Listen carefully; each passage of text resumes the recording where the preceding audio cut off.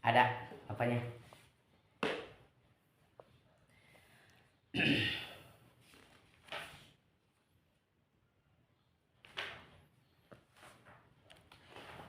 Tap. Udah belin. Udah itu bel situ. Ya. Ada nih. Lupa. Tapi itu ini jangan di itu ya. Jangan di apa tuh? Papa yuk. Papa yuk, Pak. Papa yuk. Ya, Pak. Coba lihat dulu. Tapi jangan otak-atik ini ya. Nyacing sini, angkum papa. Mau ikut gitu? Ya sini. Ngaji dulu ya. Ngaji dulu ya. A'udzubillahi minasyaitonirrajim. Bismillahirrahmanirrahim. Assalamualaikum warahmatullahi wabarakatuh. Ada sini. Alhamdulillahirabbil alamin, hamdan wa syukran lillah. Assalatu wassalamu ala asrafil anbiya'i wal mursalin wa ala alihi wa ashabihi ahlil mujahidin at-tahirin, amma ba'du. Qala Allah ta'ala fi kitabihil karim wa huwa asdaqul qailin. A'udzu billahi minasyaitonir rajim. Bismillahirrahmanirrahim.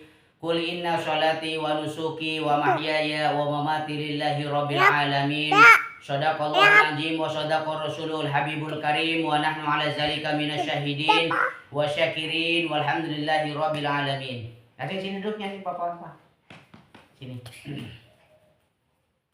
Alhamdulillahi rabbil alamin. Sini acingnya. Pada kesempatan siang yang cerah ini, yang penuh bahagia ini, kita masih berada dalam lindungan Allah Subhanahu wa taala sehingga kita bisa mengkaji suatu ilmu para alimul ulama, hadis-hadis sahabat Rasulullah sekaligus dari Rasulullah Shallallahu Alaihi Wasallam.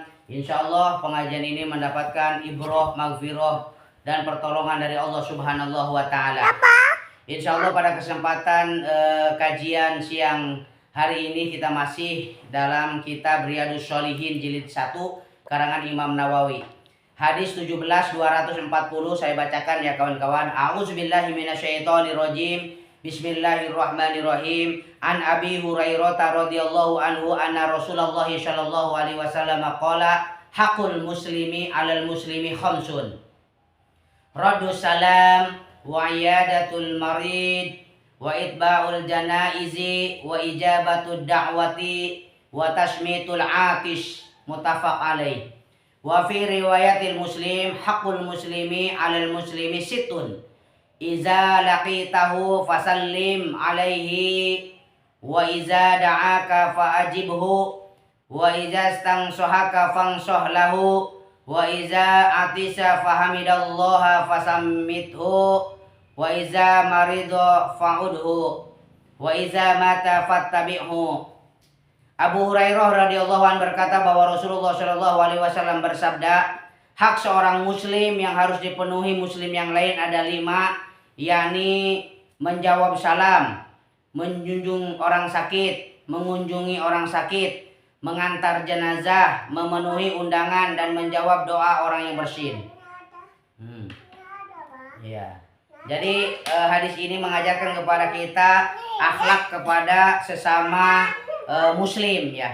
Yang pertama, hak-hak seorang muslim itu adalah apa? Ini aja. Udah ntar biarin. Ini buat acing sini duduk. Duduk sini. Jangan. Oh, mau ini aja.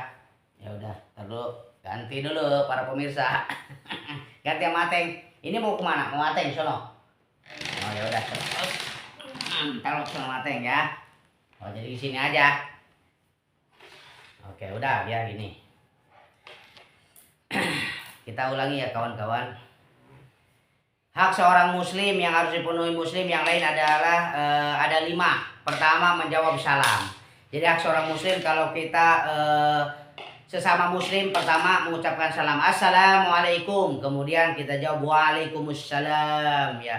Assalamualaikum, waalaikumsalam. Ini doa salam ini harus kita habitkan, harus biasakan dan bahkan harus disebarkan. Jadi ketika kita menjumpai sesama muslim, kita wajib senyum kemudian menjawab salamnya, mengucapkan salam assalamualaikum 10 kali. Assalamualaikum warahmatullahi, pahalanya 20 kali. Assalamualaikum warahmatullahi wabarakatuh, itu pahalanya 30 kali ya. Jadi kita usahakan secara lengkap. Kemudian kita wajib menjawabnya Waalaikumsalam warahmatullahi wabarakatuh. Kita dalam hubungan terhadap manusia pun sesama muslim ini mendapatkan pahala dan anugerah dari Allah Subhanahu wa taala untuk senantiasa supaya selamat di dunia dan selamat di akhirat ya. Ini sangat menyenangkan sekali ya. Senyum, sapa, salam, sapa, sopan dan santun, kemudian kita mengucapkan salam. Ini akhlak yang dicontohkan oleh Rasulullah Shallallahu Alaihi Wasallam. Jangankan ubudiyah yang berat ya, kita mengucapkan salam saja sudah mendapatkan pahala yang besar dari Allah Subhanahu wa taala. Apalagi ibadah-ibadah yang memang kita tekuni, yang kita dalami. Mengucapkan salam dan menjawab salam ini adalah mendapatkan rahmat yang begitu besar dari Allah Subhanahu wa taala ya. Jadi enak sebagai muslim ini, sebagai umat Rasulullah ini, kita selalu mendapatkan pahala dan ampunan dari Allah Subhanahu wa taala. Memang supaya manusia ini ketika menghadap Allah, ketika dipanggil Allah, supaya bersih sebersih-bersihnya, atau toharotun, atau menjadi hamba yang suci, sehingga kita mudah ya untuk memasuki pahala dan surga dari Allah Subhanahu wa taala. Kemudian wa'iyadatul marid. Nah, ini wa'iyadatul marid, mengunjungi orang sakit.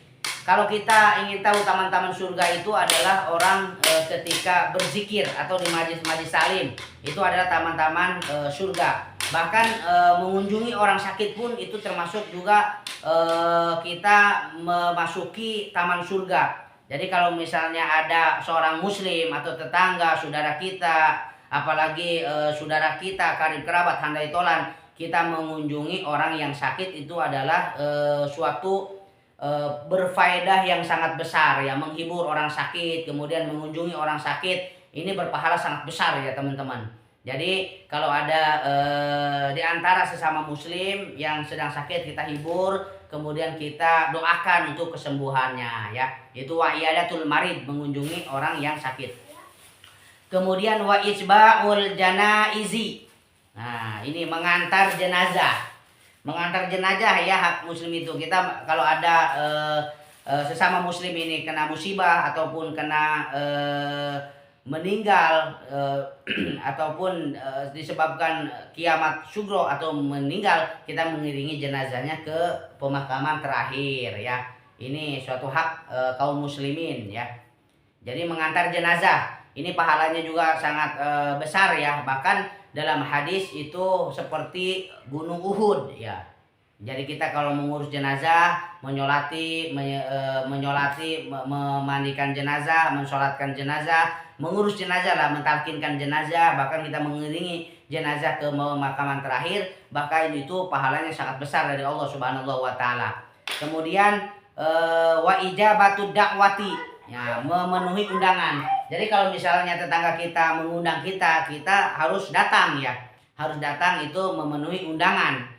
Wa ijabatu da'wati, memenuhi undangan ini sangat besar pahalanya dari Allah Subhanahu wa taala. Bahkan dengan hubungan silaturahmi ini, mengeriung ataupun kita berkumpul sesama muslim untuk mengkaji, untuk berdakwah, untuk rajaban, untuk maulid nabi, dan untuk PHB yang lainnya, ini untuk ukhuwah Islamiyah supaya kuat ya, memenuhi undangan. Sebelum diundang pun kita pun sudah siap ya, wa ijabatu da'wati, memenuhi undangan. Jadi kalau misal kita ada undangan, kita datang ya, itu hak seorang muslim ya.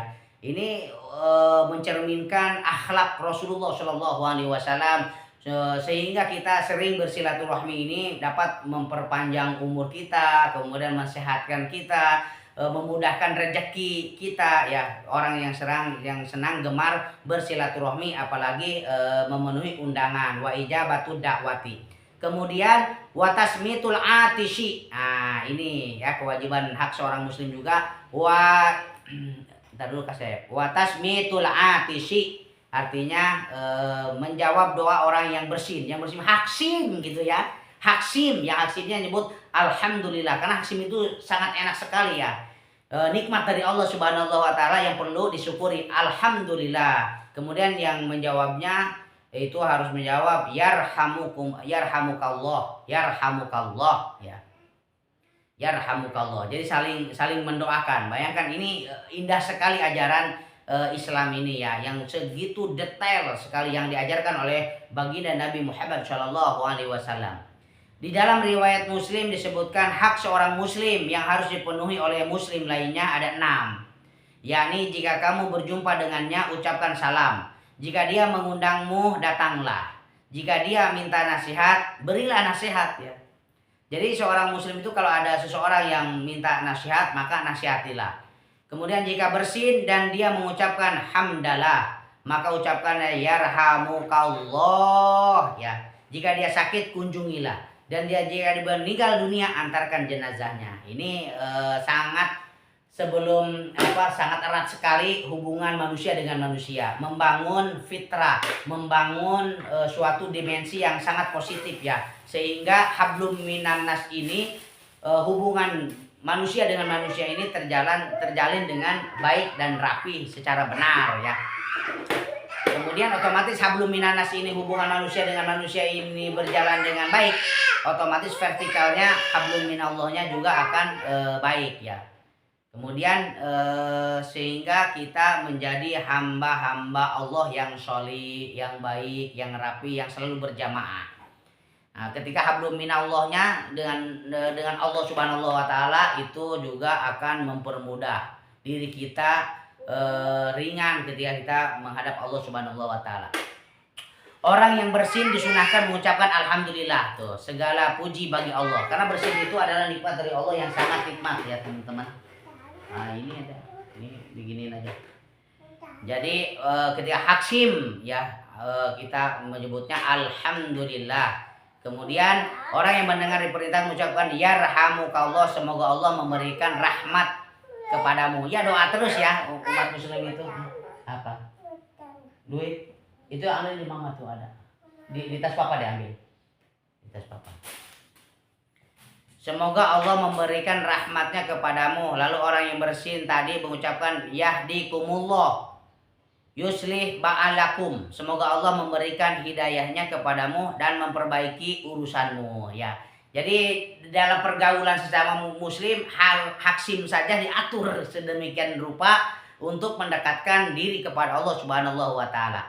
Kemudian menjawab salam hukumnya fardu ain. Menjawab salam ini hukumnya fardu ain teman-teman. Jadi kalau ada orang mengucapkan salam kita segera untuk menjawabnya ya. Jika yang diberi salam hanya satu orang, jika yang diberi salam lebih dari satu orang maka hukumnya fardu kifayah. Anjuran untuk menjenguk orang sakit bahkan diwajibkan bagi sanak kerabat dan tetangga dekat atau ketika orang yang sakit itu membutuhkan bantuan. Kemudian mengantarkan jenazah ke pemakaman hukumnya fardu kifayah. Ya kita antar ya, iring ke pemakaman untuk mentalkinkan. Ini hukumnya adalah fardu kifayah. Mendatangi undangan walimah pernikahan yang tidak melanggar aturan agama hukumnya wajib. Sedangkan untuk walimah-walimah yang lain yang tidak melanggar aturan agama hukumnya sunnah muakkad. Nah, apa itu? Wait, ada ntar papa ambil. Ya, bukan di tas ini. Ntar. Sebagian ulama berpendapat bahwa mengucapkan yarhamukallah ketika mendengar ucapan alhamdulillah dari orang yang bersin hukumnya fardu ain jika seorang diri dan fardu kifayah jika lebih dari satu orang. Sebagian ulama yang lain berpendapat bahwa apapun kondisinya hukum mengucapkan yarhamukallah ketika mendengar ucapan alhamdulillah dari orang yang bersin adalah sunnah. Masya Allah ya. Jadi hubungan manusia ini Allah itu supaya kita mendapatkan manfaat barokah, kemudian mendapatkan pahala yang berlipat ganda oleh Allah Subhanahu wa taala. Ini bukan hal yang jauh ya, dari hal yang kecil-kecil dulu kita laksanakan dengan baik. Nanti ketika yang kecil-kecil ini baik, yang kecil saja berfaedahnya sangat besar, apalagi yang besar ya teman-teman. Oke teman-teman, jadi demikian hadis yang singkat ini. Hak-hak seorang muslim ini kita harus penuhi supaya kita mempermudahkan diri kita ini kepada Allah lebih khusyuk, lebih dekat lagi. Demikian kajian ini, mudah-mudahan kita mendapatkan ampunan dosa dari Allah Subhanahu wa taala dan kita selalu mau menuntut ilmu ya.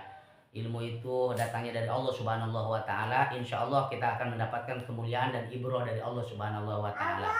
Ya Rabbi bil Mustafa balik maqasidana waghfir lana ma doya wasi'al karom. Di sini acingnya. Di sini jogetnya, di sini acing dikirnya. Di sini Allah, di sana Allah, di mana-mana ada Allah. Di sini, di sana, di mana-mana ada. Di sini asing di sini coba. Di sini Allah, di sana Allah, di mana-mana ada. Di sini Allah, di sana di mana-mana ada Allah. La ilaha illallah, la ilaha illallah, la ilaha illallah, la ilaha illallah, la ilaha illallah, la ilaha illallah, Muhammadur Rasulullah. Usikum binafsi wa taqwallah. Wassalamualaikum warahmatullahi wabarakatuh. Dadah. Dadah. Sini, sini. Hah? Iya, ntar lu matiin sebentar. 1, 2, 3. Dadah, Zaki. Awas,